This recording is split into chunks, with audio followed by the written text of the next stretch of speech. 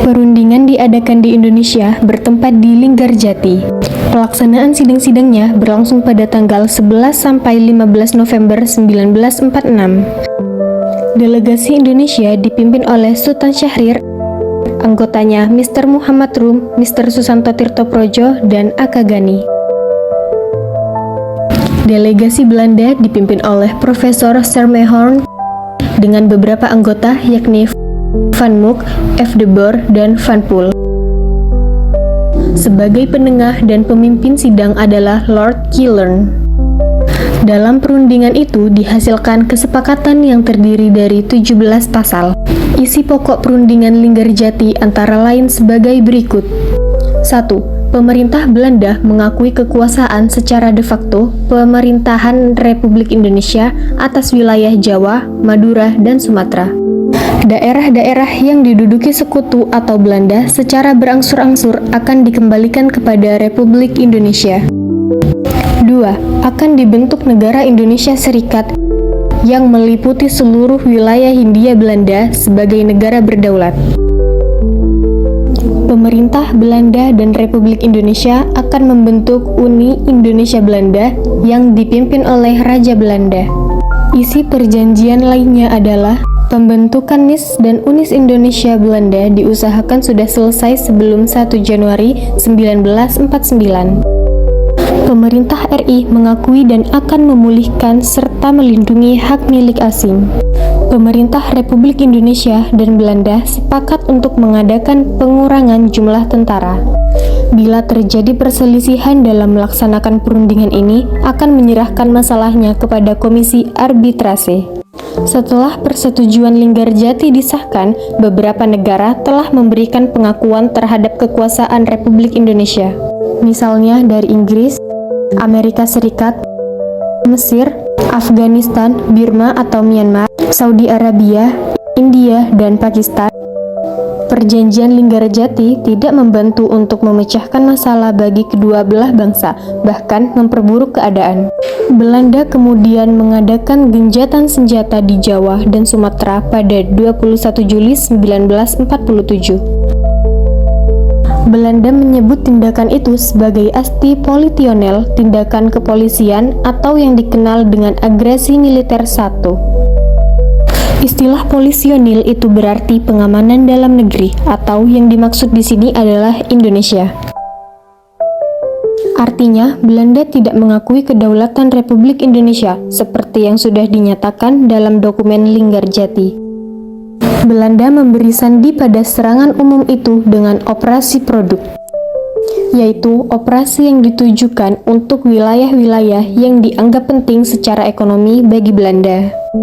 Kondisi itu mendorong Perserikatan Bangsa-Bangsa PBB untuk mengeluarkan resolusi. Ada 2 resolusi yang disampaikan oleh PBB. Pertama, menghimbau agar Republik Indonesia dan Belanda segera menghentikan perang dan membentuk negara Indonesia Serikat, seperti yang diamanatkan dalam perjanjian Linggarjati. Kedua adalah usulan Amerika agar kedua belah pihak membentuk sebuah tim untuk membantu menyelesaikan masalah itu. Usulan itu kemudian dikenal dengan istilah Komisi 3 Negara. 3 negara itu terdiri dari Australia yang diwakili oleh Richard C. Kirby yang dipimpin oleh Republik Indonesia. Belanda memilih Belgia yang diwakili oleh Paul van Zeeland. Amerika diwakili oleh Frank P. Graham yang dipilih oleh Belgia dan Australia. Hasil dari KTN itu adalah perundingan diadakan kembali oleh Indonesia dan Belanda. pihak Belanda mengusulkan agar diadakan perundingan di tempat yang netral. Atas jasa Amerika Serikat, maka digunakannya kapal yang mengangkut tentaranya dengan nama USS Renville didatangkan ke Teluk Jakarta dari Jepang.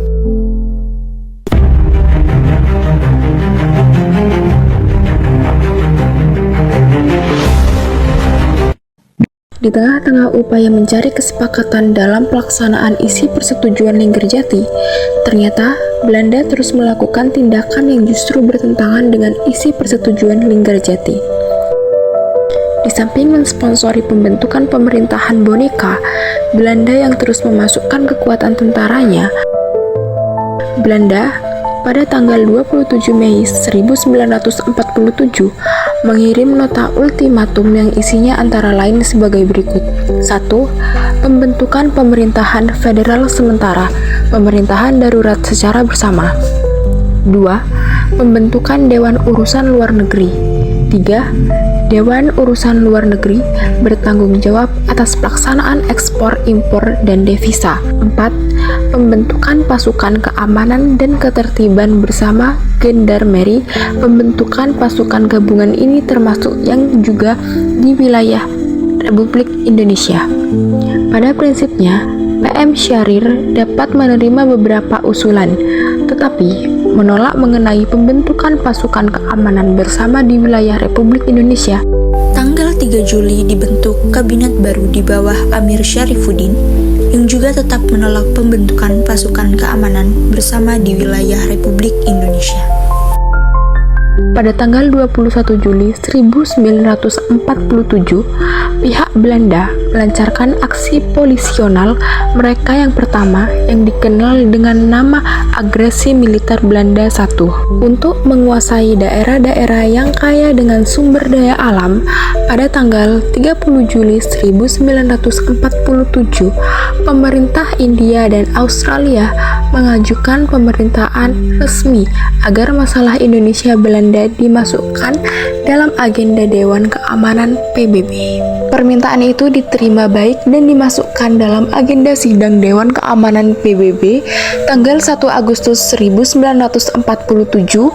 Dewan Keamanan PBB memerintahkan penghentian permusuhan kedua belah pihak dan mulai berlaku sejak tanggal 4 Agustus 1947. Sementara itu, untuk mengawasi pelaksanaan gencatan senjata, Dewan Keamanan PBB membentuk komisi konsuler dengan anggota-anggotanya yang terdiri dari para konsul jenderal yang berada di wilayah Indonesia.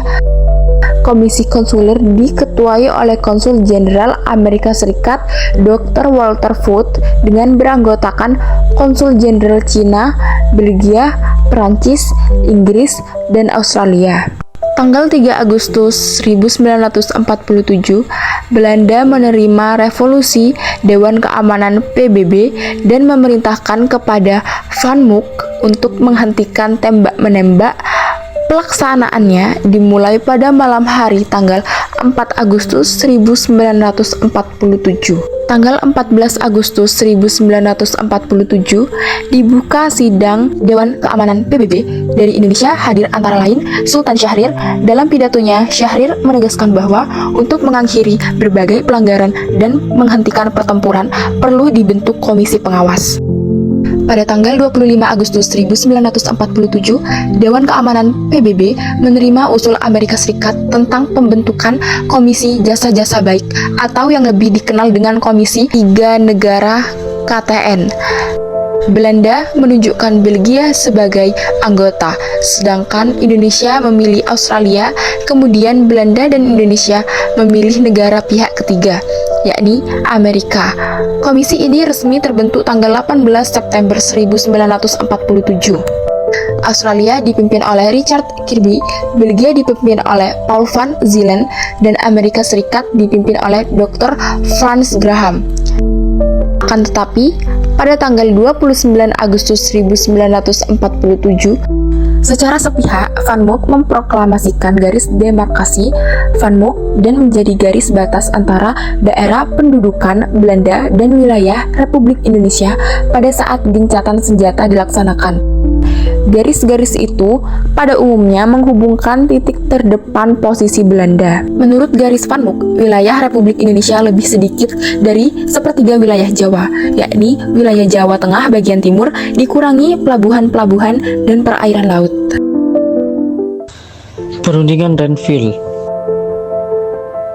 Perjanjian Renville adalah perjanjian antara Indonesia dan Belanda yang berlangsung dari 8 Desember 1947 hingga 17 Januari 1948 di atas kapal perang Amerika Serikat USS Renville yang berlabuh di Tanjung Priok, Jakarta. Perjanjian ini bertujuan untuk menyelesaikan konflik yang muncul setelah perjanjian Linggarjati. 4 juli is Kurt geleden weer eens naar Batavia gevlogen. Ditmaal met een wel zeer bijzondere vracht. Hij had 24 baby's en kleine kinderen aan boord met hun mama's. Er was voor deze reis een extra stewardess nodig geweest. Speelgoed, een grote hoeveelheid babyvoeding en natuurlijk een hele kast vol buitens.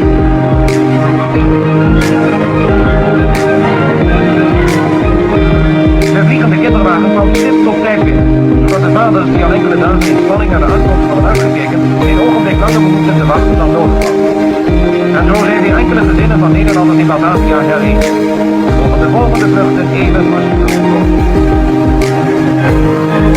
4 dagen later arriveert uit Jakja op die Majorov Sharifudin, de leider der Indonesische delegatie, met enige ministers, Aziatische Sadik en andere republikeinse autoriteiten voor de ondertekening van de wapenstilstandsovereenkomst.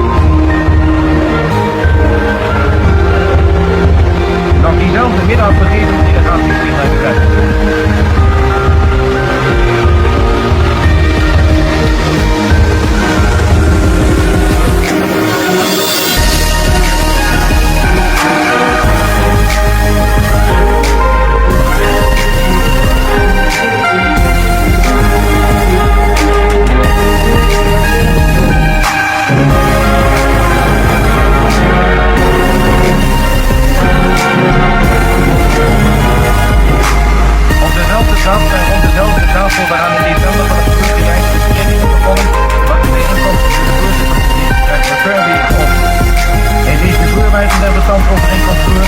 En verzoekt de delegatieleiders er een handtekening onder te plaatsen.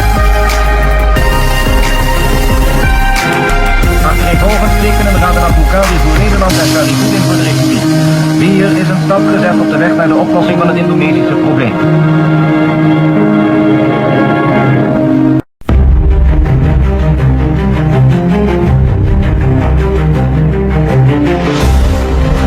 Panglima Tertinggi Kenil, Ledet Spor, melakukan inspeksi terhadap pasukan para 1 bagian dari Brigade Kenil, pendukung grup tempur M. Pelaksana operasi belikaan, Spor berpesan kepada mereka, kalian terpilih untuk aksi penentuan. Diterjunkan di Meguwo sebelum fajar, membebaskan Yogya dari tangan ekstremis, serta menangkap Soekarno. Pesawat Dakota C-47 pertama tinggal landas, pesawat-pesawat lainnya menyusul. Dengan interval 1 menit, total ada 16 pesawat yang dipergunakan. Pesawat-pesawat Dakota C-47 mendarat di atas kapal korvet Angkatan Laut Belanda.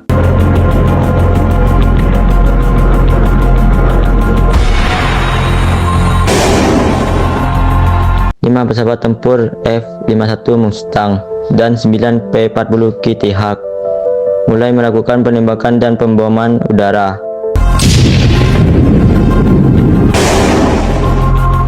Pesawat-pesawat Dakota C-47 meninggalkan kapal konvoy menuju sasaran.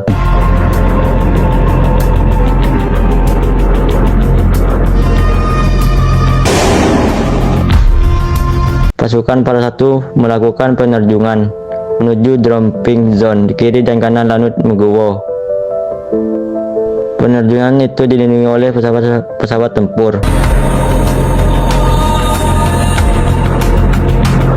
Sebelumnya Belanda telah mendaratkan boneka-boneka terjun payung untuk menarik tembakan tentara Republik Indonesia, sehingga pesawat tempur Belanda dapat memberondong mereka.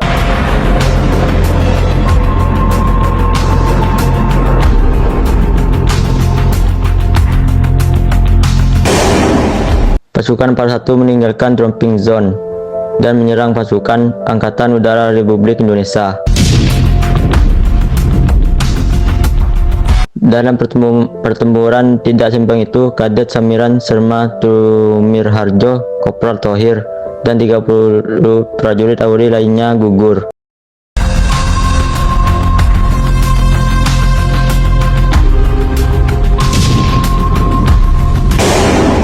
Para pasukan para pembangun pertahanan di sekeliling Kenut. Mereka juga menutup jalan utama ke Jakarta, Klaten.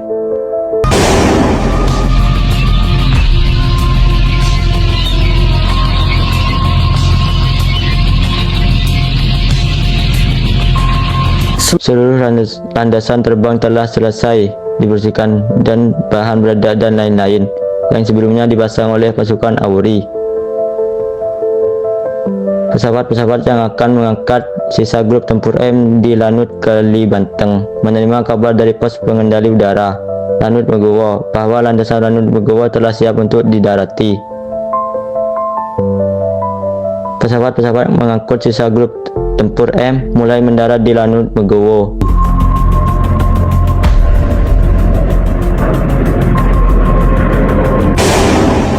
Komandan grup tempur M juga Komandan Brigade T, Kolonel Vean.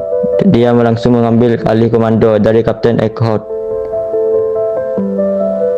Jenderal Spor menyiarkan perintah melalui siaran radio agar pasukan melintasi Gari Van Mok dan merebut Yogyakarta untuk membersihkan republik ini dari elemen yang tidak dapat diandalkan.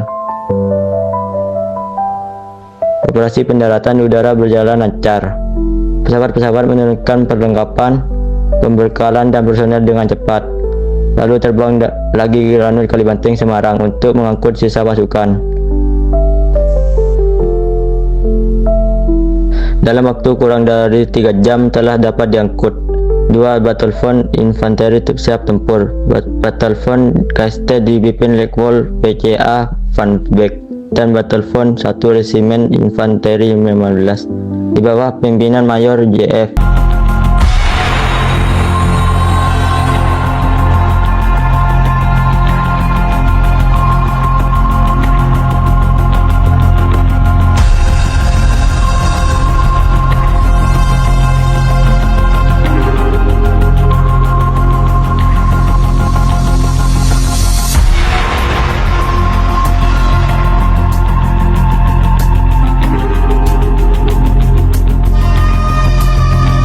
Dua perwira peninjau Komisi 3 Negara PBB, Mayor Montana dari Amerika Serikat dan Mayor Motheer dari Australia, tiba dengan didampingi Kapten Sudarto. Belanda kemudian menangkap Kapten Sudarto.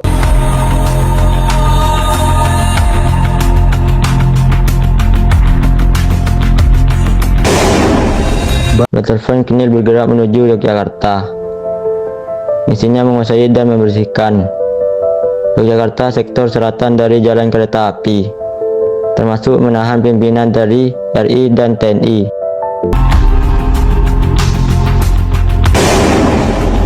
Batalion 1 Resimen Infanteri 15 bergerak menyusul. Misinya menguasai dan membersihkan Yogyakarta sektor utara dari jalan kereta api. Sementara itu, pesawat-pesawat Belanda menembakkan senapan mesin dan roket terhadap instalasi meeting markas pasukan TNI.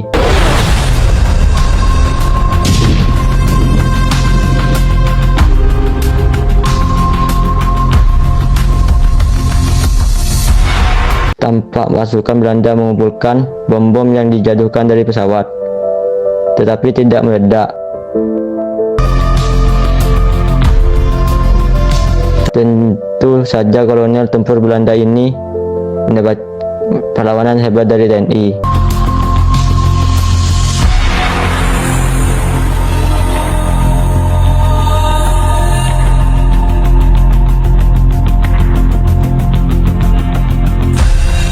Di bawah komando Seran Vermeer, Belanda mengepung gedung negara di Jalan Malioboro dekat Keraton Yogyakarta. Para pemimpin RI pun ditangkap.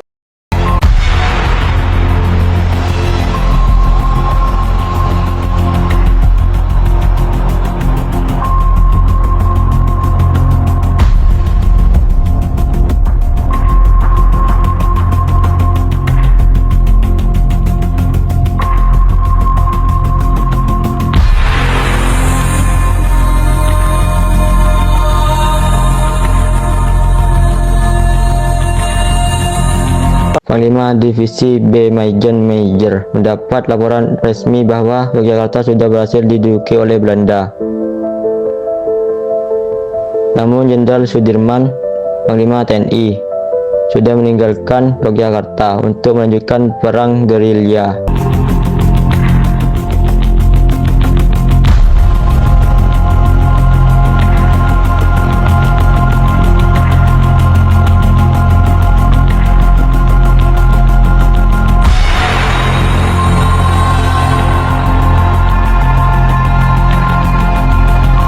Internasional.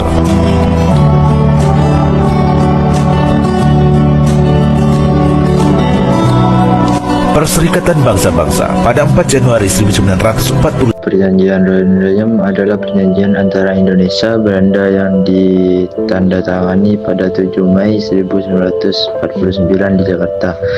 Perjanjian ini merupakan hasil dari perundingan yang dimediasi oleh United Nations Commission for Indonesia (UNCI) di Hotel des Indes, Jakarta. Setelah Belanda melancarkan agresi militer 2 dan menduduki Yogyakarta. Dimulai 14 April 1949, ditandatangani pada 7 Mei 1949.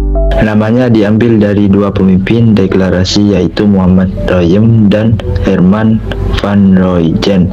Perundingan tersebut bertujuan menyelesaikan masalah terkait kemerdekaan Indonesia. Sebelum diselenggarakan konfirmasi meja bundar, perundingan berjalan alot sehingga memerlukan kehadiran Bung Hatta juga Sri Sultan Hamengkubuwono Sugilang untuk mempertegaskan sikap Hamengkubuwono Sugilang terhadap pemerintahan Republik Indonesia di Yogyakarta, di mana Hamengkubuwono mengatakan Yogyakarta is the Republik Indonesia. Yogyakarta adalah Republik Indonesia.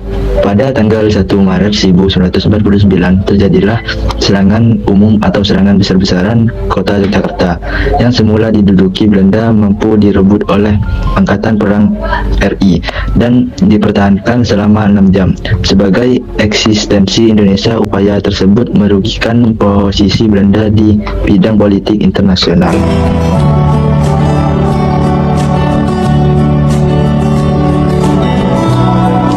Tanggal 23 Maret 1949, DKPBB perintahkan Komisi 3 negara yang saat itu berubah menjadi United Nations Commission for Indonesia (UNCI) agar membantu perundingan antara pihak Republik Indonesia dengan Belanda. Perundingan royem-royen dimulai 14 April sampai dengan 7 Mei 1949.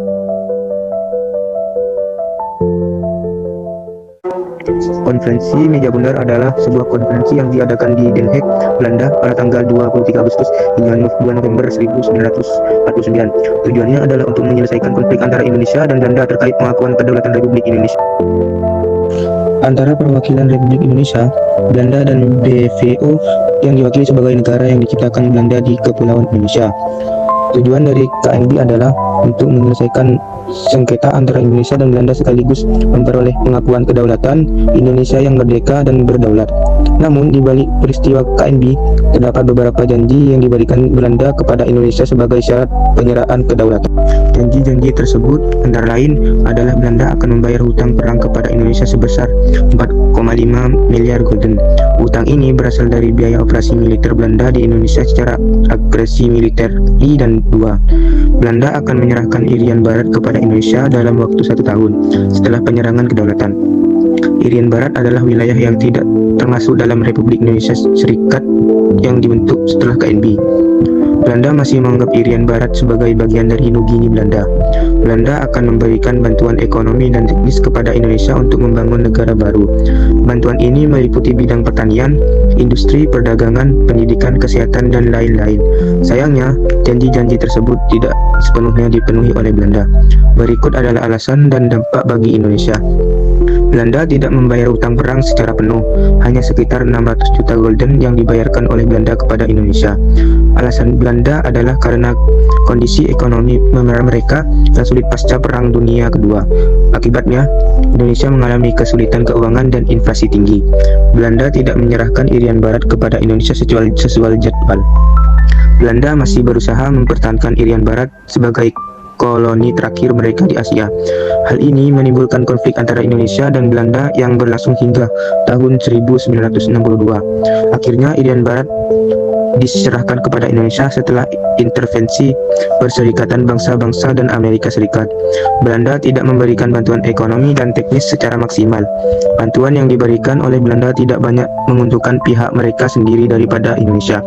Selain itu, bantuan teknis yang diberikan oleh Belanda juga tidak sesuai dengan kebutuhan dan kemampuan Indonesia.